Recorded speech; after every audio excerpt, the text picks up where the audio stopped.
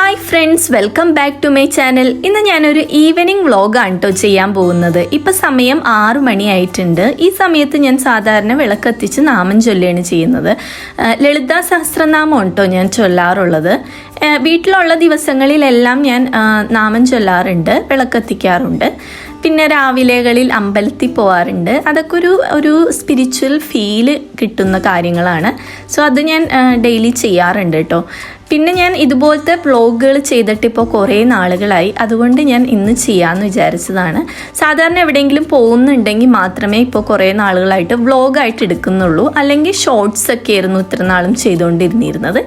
അപ്പോൾ ഇനി വീണ്ടും ഡെയിലി വ്ളോഗ്സൊക്കെ ഇടയ്ക്കിടയ്ക്ക് ഇടാം, അല്ലെങ്കിൽ ഒരു വെറുപ്പിക്കലായി പോകും. അതുകൊണ്ട് ഡെയിലി വ്ളോഗ്സ് ഞാൻ ഇനി വല്ലപ്പോഴും ഇടുന്നതാണ്. അതിൻ്റെ ഇടയിൽ എന്തെങ്കിലും പ്രത്യേക ഫങ്ഷൻസോ അല്ലെങ്കിൽ പുറത്തു പോകുന്ന കാര്യങ്ങളോ ഉണ്ടെങ്കിൽ അതും ഇടാം. പിന്നെ നമുക്ക് ഈ ചൂടും വെയിലൊക്കെ ആയതുകൊണ്ട് എനിക്ക് കുറേ നാളായിട്ട് ഭയങ്കര മടിയാണ്. വീഡിയോ ഒക്കെ എടുക്കാനായിട്ട് തോന്നാറേ ഇല്ല.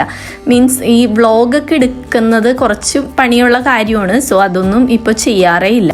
അപ്പോൾ സന്ധ്യാസമയത്തെ കുറച്ച് കാഴ്ചകളൊക്കെ ഞാൻ ജസ്റ്റ് ഒന്ന് വീഡിയോ എടുത്തിട്ടുണ്ട് കേട്ടോ.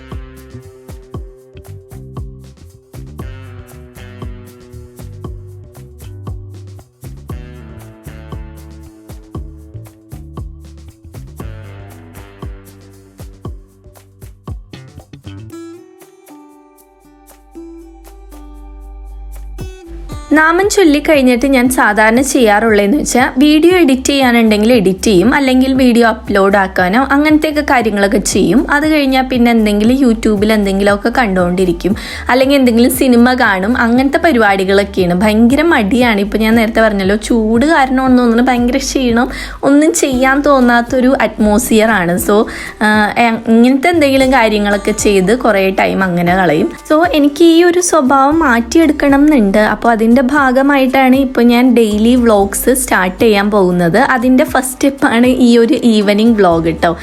നമ്മൾ വീഡിയോ എടുക്കുമ്പോൾ കുറച്ചുകൂടി പ്രൊഡക്റ്റീവായിട്ട് കാര്യങ്ങൾ ചെയ്യാനുള്ളൊരു മെൻറ്റാലിറ്റി എനിക്ക് വരും. എല്ലാവർക്കും അങ്ങനെ ആവണം എന്നില്ല.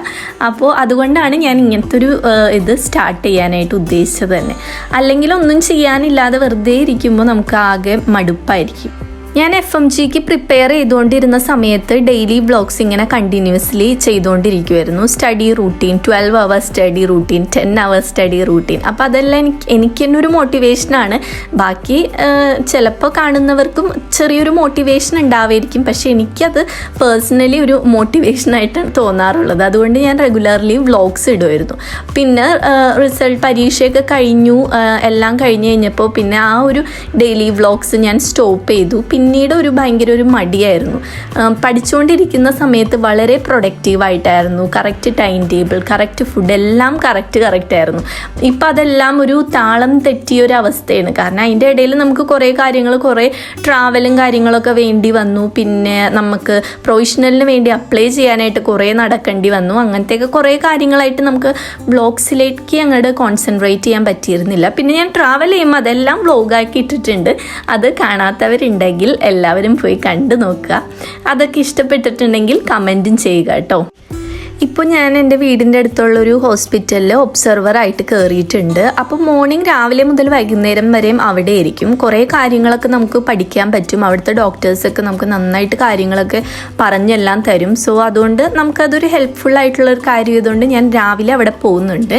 ഏതെങ്കിലും ഒരു ദിവസം ഫുൾ ഡേ കാണിക്കുമ്പോൾ ഞാൻ ജസ്റ്റ് ഹോസ്പിറ്റലും കാര്യങ്ങളൊക്കെ ഒന്ന് കാണിച്ചു തരാം കേട്ടോ. അതിൻ്റെ ഒരു വ്ളോഗും കൂടി ഞാൻ എടുക്കുന്നതായിരിക്കും. നമ്മളിനി ചെയ്യാൻ പോകുന്നത് ചെറുതായിട്ടൊരു സ്കിൻ കെയർ ആണ്. ചെറുതായിട്ടല്ല, നല്ല രീതിക്ക് ചെയ്യണം. കാരണം എൻ്റെ മുഖത്തെ കുരു കണ്ടോ, ഇത് ആക്ച്വലി ആക്നെയാണ്, പിമ്പിൾസ്, നമുക്ക് സാധാരണ വരുന്ന പിമ്പിൾസ് ആണ്. പക്ഷേ എനിക്ക് ഇച്ചിരി ഗ്രേഡ് കൂടിയ ഭയങ്കര സിവിയർ ആയിട്ടുള്ള പിമ്പിൾസ് ആണ് സാധാരണ വരാറുള്ളത്. അങ്ങനെ വന്ന പിമ്പിൾസിൻ്റെ പാടുകളാണ്. പക്ഷേ ഇതിൽ നിന്നും വളരെ കൂടി ഒരു നോഡ്യൂൾസ് പോലെയോ അല്ലെങ്കിൽ ഒരു സിസ്റ്റ് പോലെയോ ആണ് ഇപ്പോൾ എൻ്റെ പിമ്പിൾസ് ഇരിക്കുന്നത്. ഇത് നമ്മുടെ ആക്നെ നമ്മൾ പഠിക്കുമ്പോൾ ഇതിൻ്റെ 4th സ്റ്റേജ് ആണ്. സോ ഇങ്ങനെ വന്നപ്പോൾ തന്നെ എനിക്ക് രാവിലേക്ക് എണീറ്റപ്പോഴായാലും ഒരു സൈഡ് മൊത്തം ഒരു നീര് വെച്ച പോലെയാണ് എനിക്ക് ഫീൽ ചെയ്യുന്നത്. ഭയങ്കര പെയിനാണ് ഇങ്ങനെ വരുമ്പോൾ. കണ്ടോ എൻ്റെ മുഖത്തിൻ്റെ ഒരു കോലം കണ്ടോ.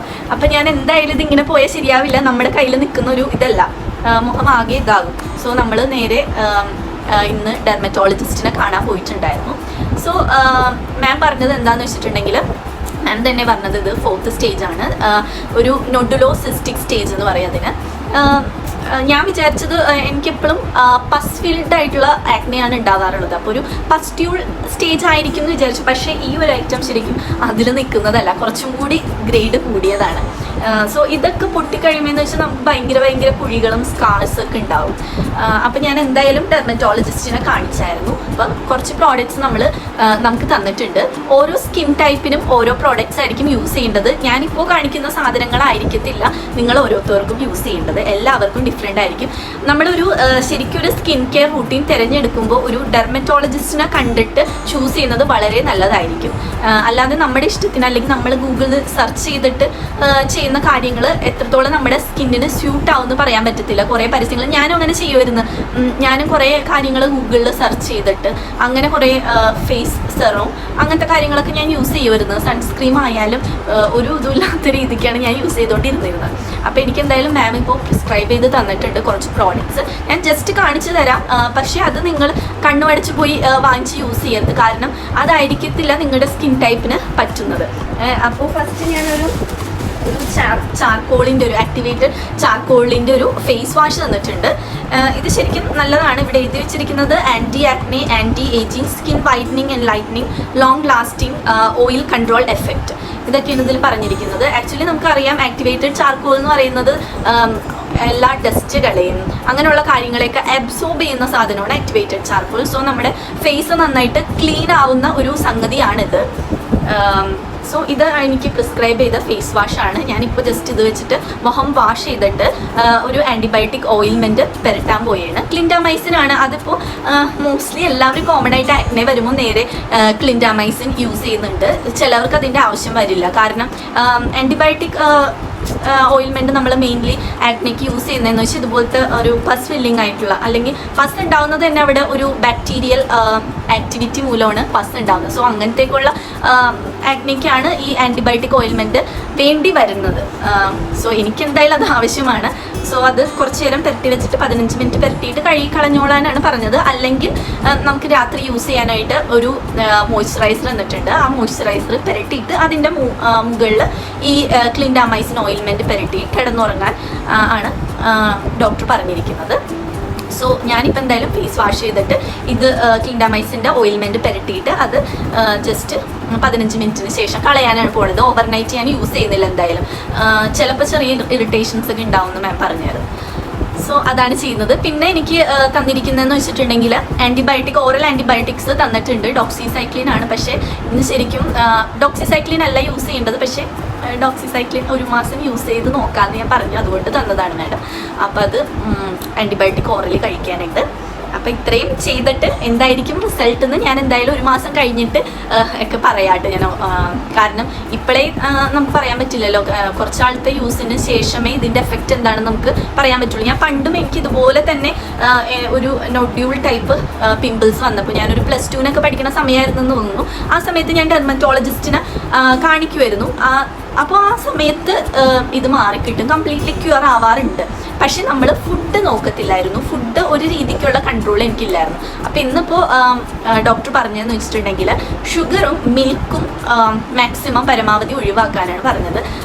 വറുത്ത സാധനങ്ങൾ കഴിക്കുന്നത് കൊണ്ട് കുഴപ്പമില്ലെന്നാണ് കേട്ടോ പറഞ്ഞത്. പക്ഷേ ഈ 2 ഐറ്റംസ് മെയിനായിട്ട് ഒഴിവാക്കണം. ഞാനാണെങ്കിൽ നന്നായിട്ട് സ്വീറ്റ്സ് കഴിക്കണ ഒരാളാണ്.